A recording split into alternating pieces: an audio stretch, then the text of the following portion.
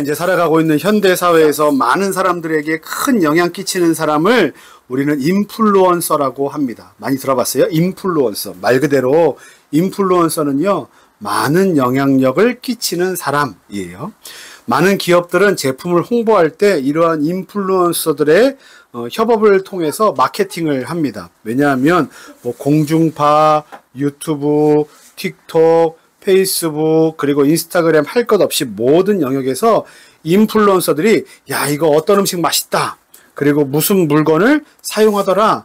그리고 어디를 여행 갔더라 라고 하면 대중들은 인터넷 검색을 통해서 그것들을 같이 하려고 하는 경향이 있습니다. 그래서 이처럼 한 명의 인플루언서의 생각과 말, 그리고 행동이 사람들에게 끼치는 영향력은요, 엄청나게 커요. 이와 같은 논리로 만약에 인플루언서가 이렇다고 생각해 보세요. 만약에 인플루언서가 선한 생각과 선한 말을 그리고 선한 행동을 하는 사람이에요. 그러면 그 결과는 어떻게 날까요? 사람들이 그 인플루언서의 말과 행동을 보고 어떻게 하겠어요? 선한 말과 선한 행동과 선한 생각들을 하면서 살아가겠죠. 이와 같은 예로 하나가 있는데 뭐냐면 선한 영향력 가게 캠페인입니다. 예전에 한 결식 아동을 지원하기 위해서 어떤 가게 주인분이 음식을 내주기 시작했는데 이 따뜻한 선한 영향력에 감동을 받은 많은 점주들이 다양한 분야에서 선한 영향력 가게 캠페인에 우리도 동참하겠다라는 그 운동이 생기기 시작했습니다. 그러니까 좋은 인플루언서의 좋은 예가 바로 이와 같은 예라고 할 수 있어요. 하지만 반대로 좋지 않은 생각과 좋지 않은 영향력을 끼치는 사람이라면 세상은 어떻게 될까요? 선한 영향력과는 정반대의 결과가 이뤄질 수도 있습니다. 그런 대표적인 인물이 누구냐 하면 바로 제2차 세계대전의 중심에 있었던 독일 나치의 히틀러 같은 사람일 수도 있고요. 그리고 6.25 전쟁을 일으켰던 김일성 같은 사람일 수도 있어요. 이 사람들 모두 다 우리는 새로운 나라, 새로운 세상을 건설하겠다 이야기하면서 정작 어떻게 했습니까? 세상을 온통 학살과 전쟁의 불구덩이로 몰아넣었습니다. 그리고 많은 사람들이 폭력과 억압 가운데 그 많은 세월들을 보내게 만들었어요. 그러니까 한 사람의 좋지 않은 인플루언서를 통하여 어떻게 됩니까? 온 세상이 커다란 악의 구렁텅이에 빠질 수 있다라는 것을 보여주는 단적인 예라고 할 수 있습니다. 이처럼 한 사람이 세상에 끼치는 영향력은 작을까요? 클까요? 엄청나게 커요.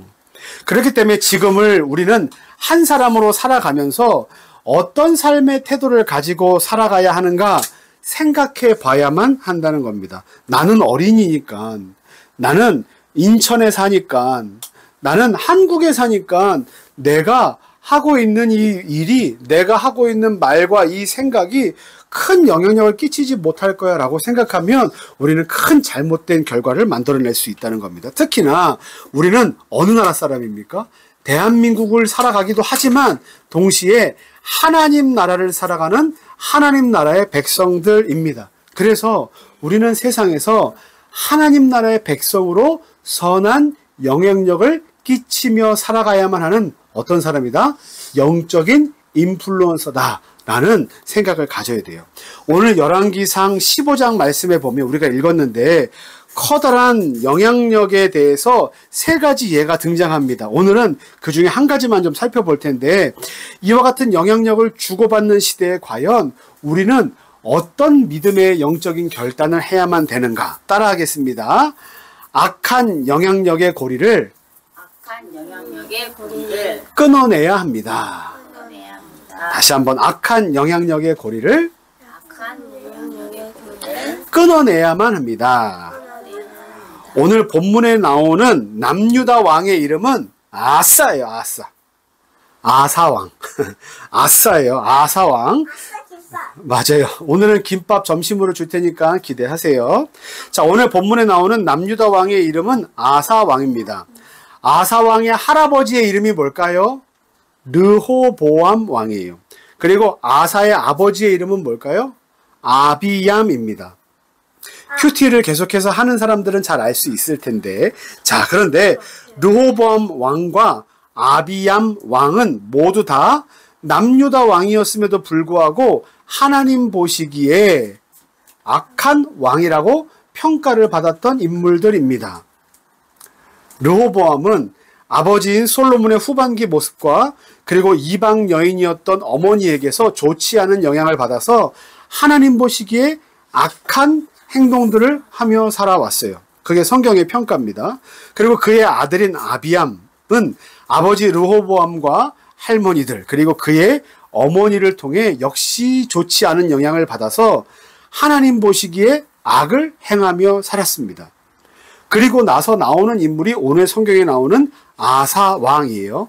자, 그러면 할아버지도 아버지도 할머니들도 그리고 어머니들도 좋지 않은 영향력을 끼치는 악한 인플루언서였어요. 영적으로 보면 그런 인플루언서였는데, 그러면 그 인플루언서들에게 영향을 받아 자란, 교육을 받고 자란 아사 왕은 당연히 어떻게 살아야 되겠습니까?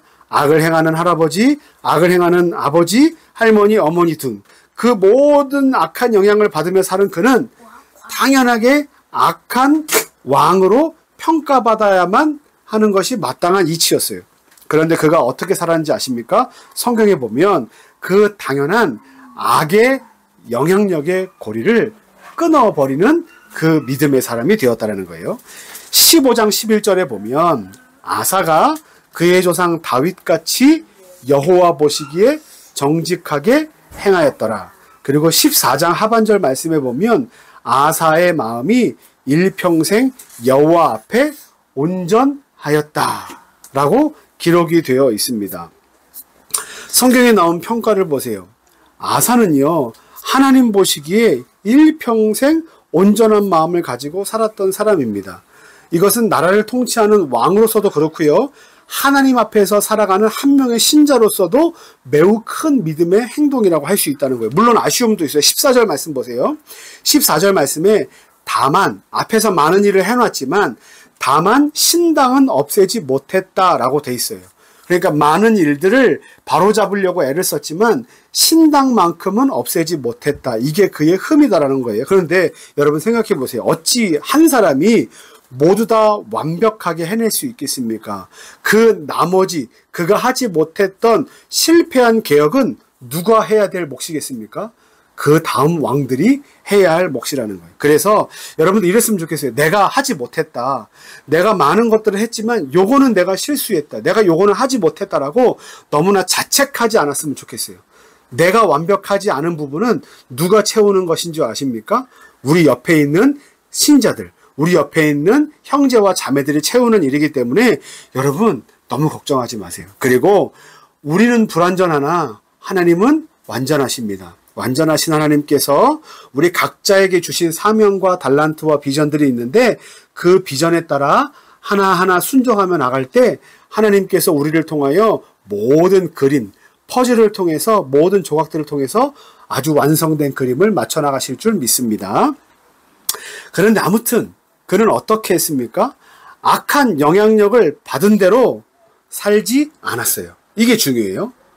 악한 영향력을 받을 수밖에 없는 상황이었음에도 불구하고 그는 악한 영향력이 자기의 삶을 지배하지 못하도록 그 고리를 어떻게 했습니까? 딱 끊었어요. 그리고 다윗 이후로 찾아보기 힘들었던 선한 영향력을 어떻게 했습니까? 다시 재생산했어요. 악의 고리를 끊고 선한 영향력을 재생산하는 사람으로 살았다. 이것이 성경이 그에게 대한 평가로 기록하고 있습니다.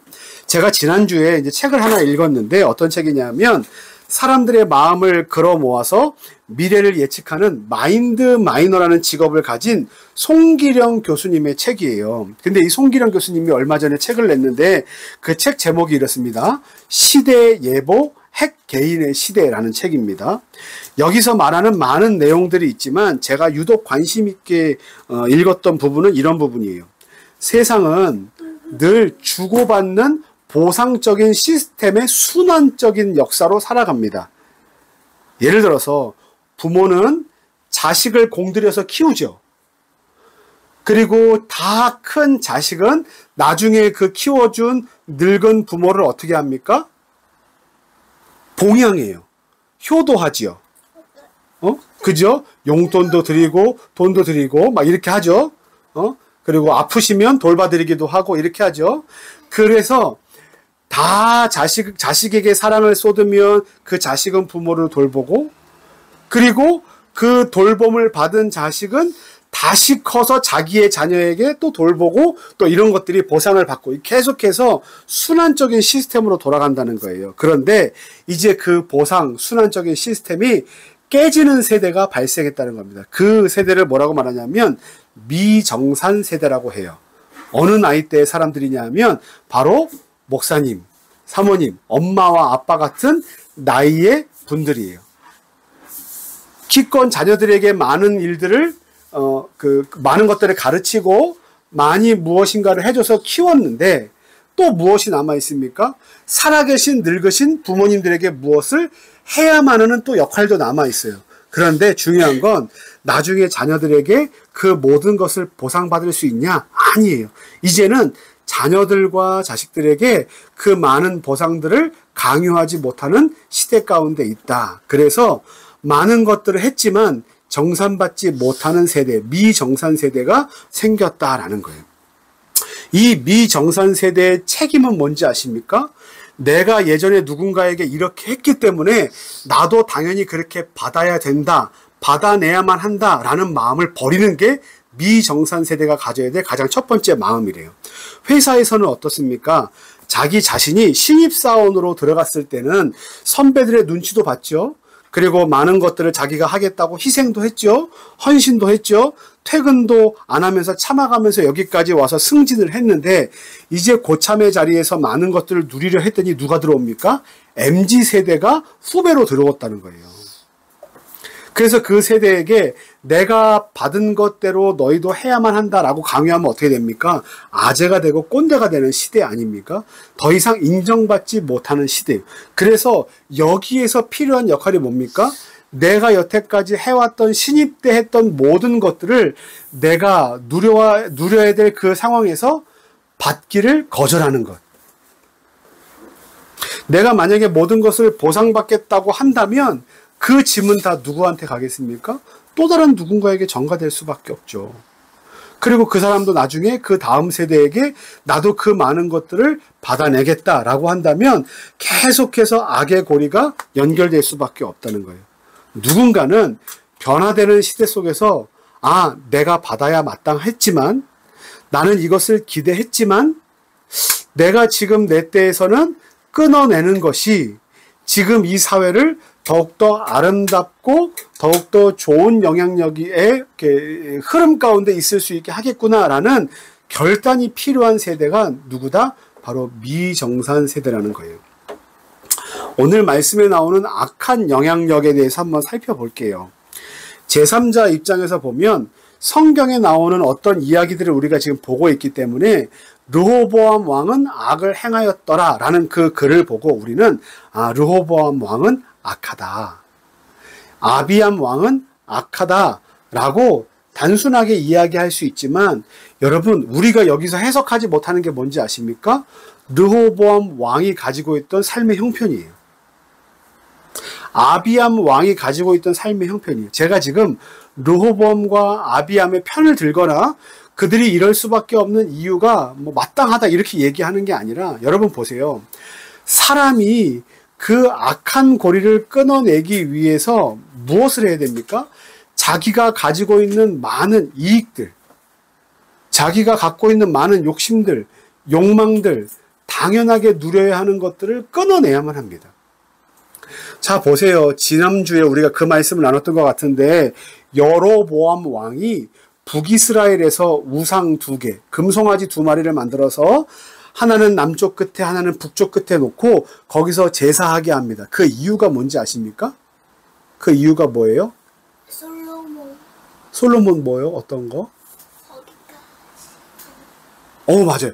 정답이. 솔로몬이 다스렸던 그 나라로 사람들이 돌아가지 않게 하기 위해서 거기다가 금송아지를 만들어냈어. 시우 잘하네. 그런데 그 사람들이 돌아가면 뭐가 잘못되는 거예요? 나라가 잘못되잖아요.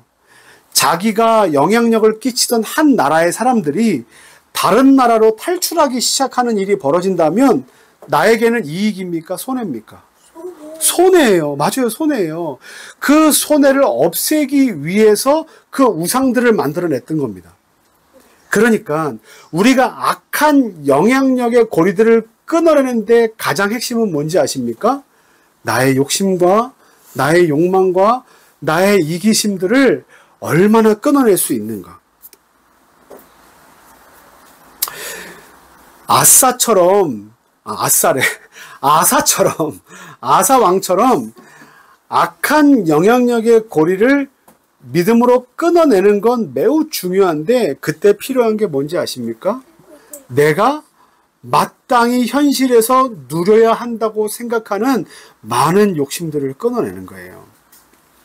마땅히 누려야 될 것들이 뭐가 있어요? 지효는 뭐가 있어요? 마땅히 내가 이건 누려야 돼. 당연한 거 아니야? 뭐가 있어요? 누리는 게 뭐야? 응? 누리는 게 뭐야? 우리는 누리는 게 뭐냐고. 우리는 누리는 게 뭐냐고? 내가 하고 있는 거. 나는 받아야 돼. 당연히 받아야 돼. 걸어야. 걸어야 해. 또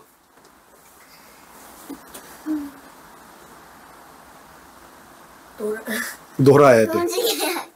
놀아도 돼. 움직이는 건 당연한 거야. 근데 이런 것도 있을 수 있죠. 내가 악한 영향력의 고리 안에 있는 거. 뭐가 있을까요? 누가 나를 욕했어. 당연히 분노하고 당연히 손해봤기 때문에 똑같이 안 갚음해주는 건 당연한 것처럼 보일 수 있으나 때로는 그 고리를 악으로 갚지 말라는 하나님의 말씀을 생각해 볼 여지도 우리 가운데 있다라는 거예요. 어떤 사람은 왜 악하게 저렇게 살까라고 하지만 우리도 똑같이 돈 때문에, 우리도 똑같이 성공하는 문제 때문에, 우리도 똑같이 크게 보이고 싶은 욕심 때문에 왜 저렇게 사는가 싶지만 우리도 똑같이 사람들에게 유명해지고 싶다. 많은 사람들에게 인정받고 싶다라는 그 욕심이 우리의 눈앞을 가리게 되면 우리는 어떻습니까? 하나님을 보기보다 그것들을 우상으로 삼아서 계속해서 그 악한 영향력의 고리 안에 갇히게 될 수도 있어요. 사랑하는 우리 더 행복한 교회 성도 여러분, 세상은 선한 영향력을 끼치는 사람들도 많이 존재하지만 우리에게 그리스도인으로 살아가기에 좋지 않은, 하나님을 하나님으로 인정하지 못하고 하나님을 버리는 것이 너희에게 진짜 행복이다라고 가르쳐주는 잘못된 악한 영향력을 끼치는 많은 시대를 우리가 살아가고 있습니다. 거기에서 우리는 어떻게 해야 됩니까? 그 악한 영향력의 고리를 끊어야 돼요. 돈이 세상의 전부가 아니고 우리 인생이 잘 먹고 잘 사는 게 세상의 전부가 아니라 우리 세상의 온전한 기준은 뭐다? 하나님께서 나를 어떻게 보시는가? 내가 하나님을 향해서 어떤 믿음을 가지고 사는가가 우리가 선한 영향력의 사람으로 살아갈 수 있는 기준이라는 겁니다. 사랑하는 성도 여러분, 오늘도 악한 영향력이 우리의 마음을 미혹하고 판치는 시대 속에서도 하나님을 믿는 믿음을 가지시고 끝까지 포기하지 않는, 그래서 악한 영향력을 끊어내고 선한 영향력의 시대, 새로운 시대를 열어가는 저와 여러분들 되기를 예수님의 이름으로 간절히 축원합니다. 아멘. 결단? 절단이 뭐야? 끊어내는 우리 성도들이 되기를 소망합니다.